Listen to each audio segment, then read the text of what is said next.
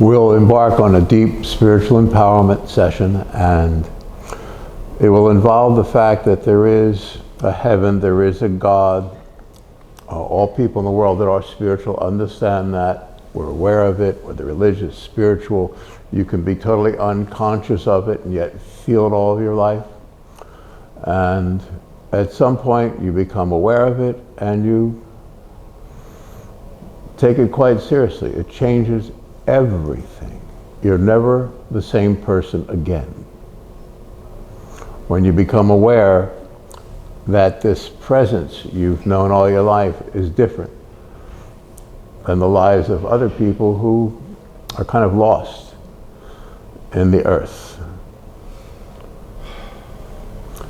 So we're moving right along for people who are truly spiritual, of a mystical nature, and they're aware always of this kind of light streaming through the whole earth.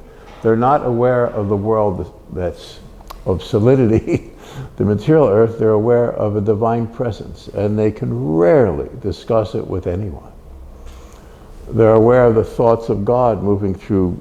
They can't call it the earth because the earth doesn't exist. They're just these streaming lights to them that are the thoughts of God that all the spiritual people in the world are aware of always. By thoughts of God, they're not necessarily words or images, certainly not places or times, but a sense of a higher reality, something more pure, more decent, more kind than everything that we experience in a lifetime.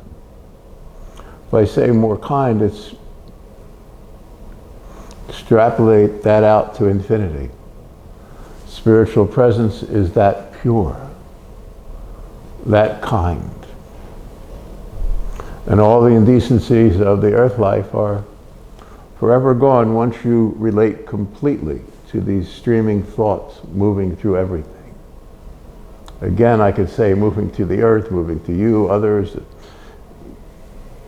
You're not aware of a solid earth, the core of the earth or the universe or people or times. You're just inundated with the subtlety of an indescribable purity that are God's thoughts that are reminding me, reminding you, always. You understand? And from that, we're setting a stage to say that the next step in that, we're moving right along in our spiritual development, is the fact that when you're so aware of that and you realize the earth is a lost kingdom, and it's, to the spiritual, it's not really here. Incomprehensible to most of us, but it's not here. If you're spiritual, you look through everything, you feel this presence, the streaming thoughts that are not thoughts, that are endlessly more pure, like cloud-like, or early morning mist, and then 1,000 times less apparent than that, and yet you're conscious of it. And they move through us. How do they move through us? Because we are God's presence, if we can comprehend that. It's called mysticism. Before you wake to it in your life, there's always a few months of tragedy, or you just don't understand life at all. I mean, you can be a little depressed or unhappy, but there's still a mystical sense to it. I think in Saint John of the Cross, in the Imitation of Christ, there was another one, talked about this, called it the dark night of the soul, before your complete illumination. When you completely are in remembrance of this, what you really and truly are. There's a kind of a depression, but it's a softness to it. It's like when you miss your love. There's something, you know something's not right. When somebody you love is in pain, you know something's not right, but you're in a deeper state for them. You care more intently with your heart, your mind, your body, and your soul. And then at the end of that, the thought streaming from God, the earth literally disappears in your consciousness.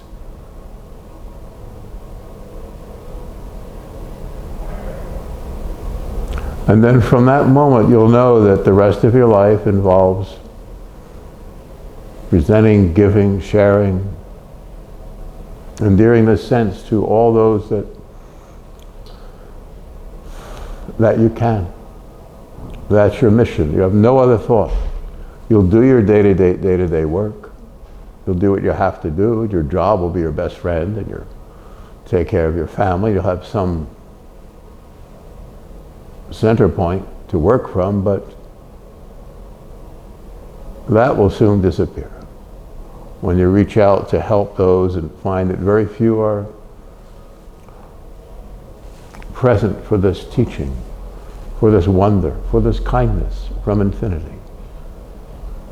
Then from that, you'll deepen your ability to let others know that it's not just a feel. You don't want them just to feel this sense, which you have the ability to do forever. You will be a healer. You'll be able to caress with a tenderness that, unbeknownst to mortal man. But in the early days of awakening, you'll see that most people don't really want this. They want satisfaction in their material drives, their life, their family, their work, mostly their love life. They want to have stuff. And the only stuff we have is invisible, transparent, transcendent, pure to an unearthly sense. There is a God. We are God's presence in the world.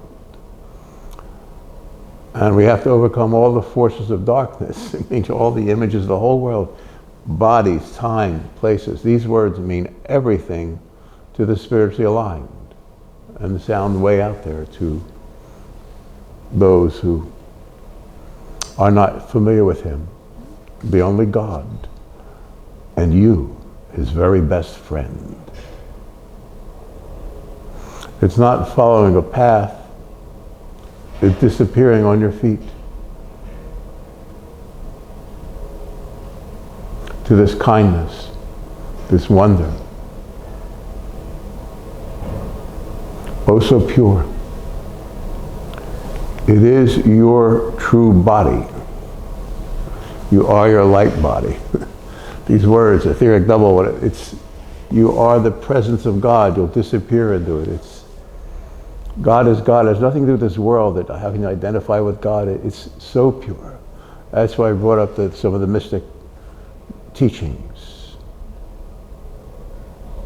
Because they apprehend, they're aware of. They speak of this place beyond time, beyond circumstance.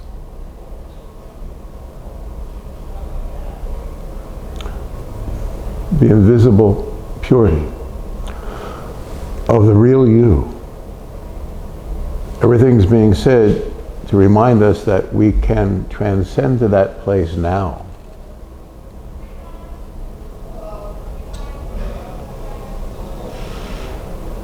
The mystical among us, the truly spiritual, are aware of this always. And yet we undergo the tragedies, the circumstance, the attacks of the dark force to take us off center.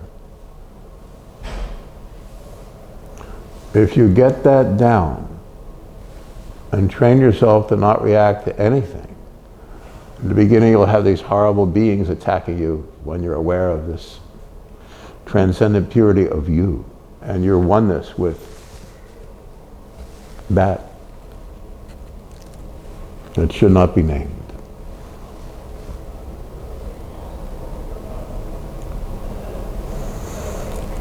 When you're aware of God as God is, it's inescapable that everything of this world is not just a tragedy, it's a temptation. All worldly consciousness, and if you can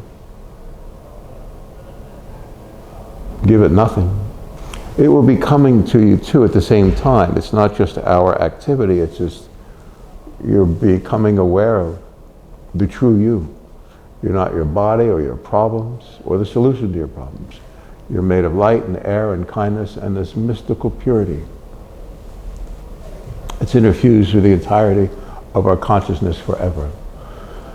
A spiritual person feels this always. They can't communicate it to people. They often hide at home in their place of worship, often a mountain retreat.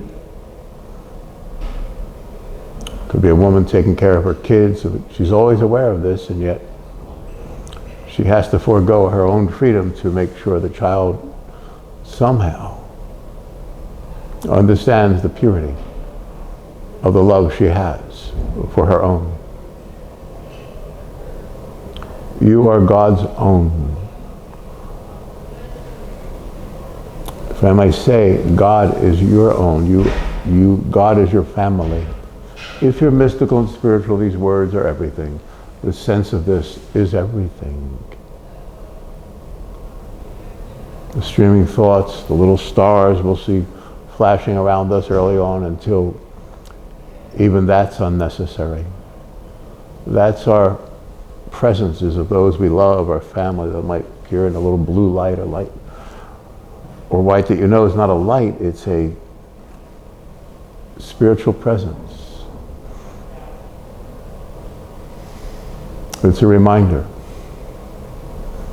And then after a few short months or a year, they'll disappear because you're here, you're there. You're God's presence in a place that should not have been. And somewhere when you're mystically inclined, these words mean everything, because it's not a big deal to say that God did not create the earth. If you read it says in the beginning, God created the heaven and the earth. But if you read that with the original Arabic, the original language, it says, in a beginning. I'm simply saying the scripture was written by holy men in the deserts and so forth. So only trust your own direct sense of God. So in a beginning means it takes the idea that God created the heaven and the earth. You see, away, and this is spiritual, not religious, not taking away from the religious sentiment, because that's always with us. We're always worshiping God, aren't we? Trying to do the right thing, even if we're perfect. And you are perfect, spiritually. As long as we're made to feel we are a body, that's the imperfection. In the Bible, it calls it sin. Sin simply meant, it's not, he's an ugly sinner, it simply means, again, in the original language, separation from God. It's simple, it's poetry. We have to approach God, religion, truth, in a poetic sense. All embracing. Always true, always kind, always for you. God will never set you up. God is aware of what we all go through, which is different. Imagine this, that there are 8 billion people, and that God understands every millisecond of our life and is in between it, and will try to guide, make whatever we volunteer to come here for and understand. God will make sure it happens in the right way, that we can bring our friends back out of here. We are a volunteer presence. You understand? And the world, from the moment of birth and before, all it does is set you up. Again, we have to understand how minuscule this world is. It's less than a subatomic particle. And when you know spirituality and the infinity of it, this makes sense. The perception of it being so big is gone. You sit alone in your place of worship, or walking through the park, or whatever it is, holding the hand of the one you love, doesn't matter. Looking in the eyes of your children at play. All this disappears. And everything that happens in the world that makes us question the world, ourself, our life, our friend, a lover, existence, social, political, whatever, it's all, you've been set up from birth, but you volunteered for it.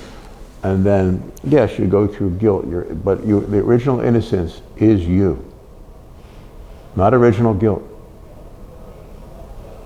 Original sin should only mean mystically that it's a separation from God, but you walked into it voluntarily. You must understand this to get out of it 100% and have complete confidence. And then that's a victory over the dark force. The teaching, it's a higher teaching, the world doesn't exist. And you're so aware of that. It gives you such power and strength within to overcome any adversary on any level of awareness. Again, you've been set up, and you walked into it knowingly. It's like a young Marine walking into battle. It's so highly trained, and there's going to be horrors, but you know exactly what to do. Don't you? Don't you? It's not you. It's never been you. Let go of all the guilt. And if I hurt someone or this or that, I live with that, but I let it go in a pure state. Take responsibility, but you see what I'm saying? So we've been set up for these incursions upon the goodnesses of our soul by the dark force that owns the world, and that's the idea of temptation, separation from God. And if we know that it is this dark force behind it all, then we can lift everyone forever out of this mess. And that's the thought of this empowerment session. You will live in eternity now, in this life. Though all the incursions in this world, all of our friends, lovers, whatever, students, teachers will be there for the picking for us to lift out of this, to present the teaching, the empowerment, the understanding, the wisdom to those we love. And to teach them about the force of temptation and let them know they're innocent. Innocent without knowing. You're guilty without wanting to be and innocent without knowing. Those are the truest words ever. So as spiritual beings, we let go of the pride of life, the pride of the eyes, and the pride of the flesh. What's that mean? In John 2, it's like the pride of the eyes. You look good, you look at others in a certain way. And you let go of that simple sense of pride, even if you feel like you look good. I look through myself and it's invisible always. The pride of the flesh, don't you this, that, or that, just drop it and get pure and empty, and then the world disappears. The pride of the eyes, pride of the flesh, right? Just let go of that. It's those precepts cover everything. They're the E equals MC squared of spirituality. Don't have pride in your existence. Just be simple and quiet. It's a beautiful time to be you, to be born in this hell, because you know you have the gift of eternal gladness with you. Don't you? Just understanding these simple words. We're transcendent.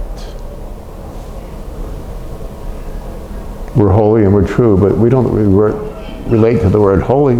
Holy means love's gone. We're not proud of being here or not being here. We simply know we're going to transfer this understanding, this wisdom, this light force and presence in a different way through the day and night, evening hours, every day of our life, to others who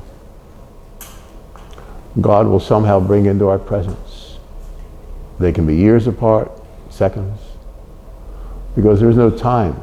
When you're in this place, you can handle years of drudgery and just write it.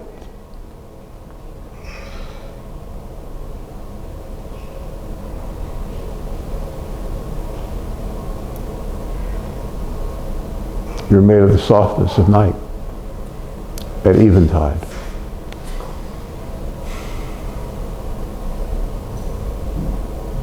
You're made of starlight and kindness and wonder. And these are permanent, eternal presences that you are. A spiritual life involves identifying completely with the presence that we are, that you are. your eternity, but allowed yourself to be manifest in a body to help whoever's here let go of the thought that they have a body. And it's just through simply being present that we know more than everything and everyone around us. And then eternity, God will present whatever we need to do, or express, or heal. You have all these gifts now. Use them. And they'll grow and grow and grow. You don't have to react to anyone's insanity, any decent person. You can be there with them and allow them the freedom of this wisdom that they've been set up. And then they'll feel the loved ones, friends, family members with them, and those that are more innocent, they'll see the hurt. Like in the Bible it says, to honor your parents in the old book, right? And that, what's that mean? There's so much wisdom in that. If you read Proverbs and so on, it'll be, and Psalms, and there's so much deep wisdom. If you look at it through spiritual eyes, boom. These are deep, wise, spiritual seers that codified the law. And you'll see that it says, no, I have a friend whose parents are horrible, yet the kindest person in the world, but I'm simply saying, understand what they went through.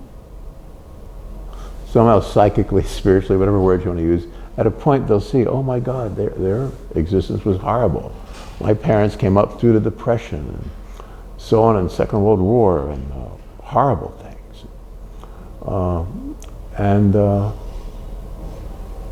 But all I ever felt from them was love and kindness. And I have others that had other things you felt, and you let it go to the point you realize what they went through. You understand? And then psychically, spiritual, in other words, you will sense that, and you'll feel their presence with you. You'll feel the presence of all your loved ones, of everyone you've ever known in your life at some point. They'll run through you and be healed and whole, and you'll be healed. And this gets to the thought that's being set up for this whole spiritual empowerment session, is that you will, in this life, end all the madness, all the insecurity, all the pain, all the trauma, the very idea of death will be vanquished in the poetic sense of your understanding and wisdom. You're going to let go of everything and teach all of your friends to let go of everything. I added this thing about parents, about love, just to simply say that we have the ability to look into the souls of others and understand and lift and help those around us who are living tragic lives, some for family, for lovers, for whatever, for the conditions of the world. Maybe they've been to growing up, my buddy Zeke Smith and Ray Smith. Zeke was in jail, they're American Indian, and they were the toughest, scariest guys in the world, and the sweetest. We just loved each other like little children. We'd go to the bars in New York or whatever when I was 16, 17. But they were men, because Zeke was already in prison. I was 16 and 17, and Ray, the brother. But so you don't know who or what or when. You touch people and you understand, and you're in circumstances that no one wants to be in. That's what's being said. No one really would want to be here. But if you're spiritual, there's no choice. It's not want or not want. There is an infinite universe called God. And the mystics among us, you study their writings, and you simply sit back and allow them to fill you with heaven. And all this will be gone. That's what I'm trying to say. This is the finest time in eternity for you to be here and teach us of the heavenly light. You're His. Never forget that. God will be with us. We'll feel the streaming thoughts through us. The earth will disappear. We're lighter than air. There is no gravity, no time, no place. And those of us who are spiritual absolutely know this. And we're living in a living hell. And if we absolutely know that it will all end in our consciousness. That's what illumination is. If you let it end and heal those you love and care for, this will be no more.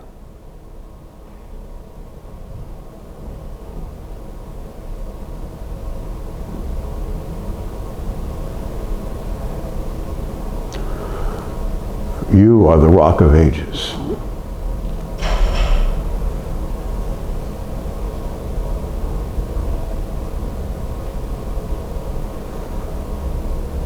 You'll teach your friends and loved ones to let go of all human perception of this whole life. Be aware first that they're guilty without wanting to be and innocent without knowing. You've been set up. As soon as you feel there's two bodies, that's the Garden of Eden. That's what's created all the guilt, all the remorse, all the problems. And if you let that go, you'll find your personal self healed and have the gifts and abilities to help all those you love transcend the same difficulty. You'll do this in yourself and those you love. You don't have to be there physically with them. You simply have to be there quietly with them. When you're here, you can see the souls of all the living. And as an individuated consciousness, you'll know where and when and how to lift, to heal, to help, to empower, to protect everyone you love. And the dark forces that are all over your friends and loved ones, you'll know what to do.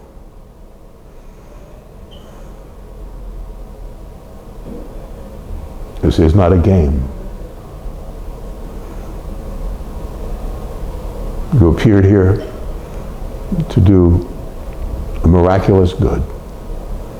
You will fulfill your spiritual destiny.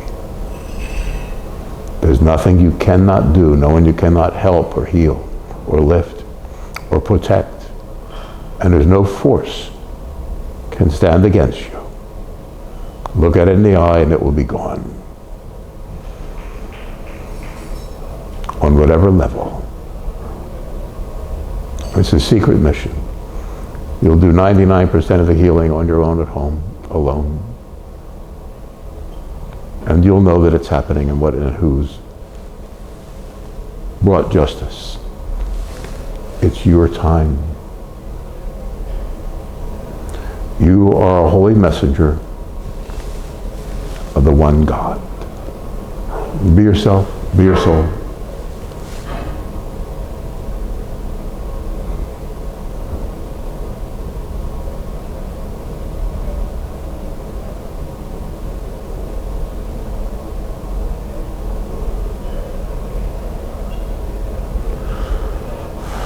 Let go of all identity with this world and you'll become that. You are that. Gave that up to be here to help. I beg you to understand how wonderful you are, please. And absolutely know, no matter what forces come at you, that they have no power over you. And look them in the eye. It's fear-based, this infinitesimal particle. This dimension that is not a dimension. And when you're mystical and spiritual, these words are easy to grasp.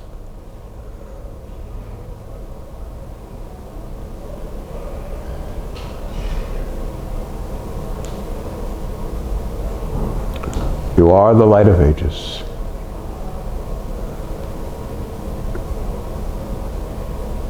Let go of everything.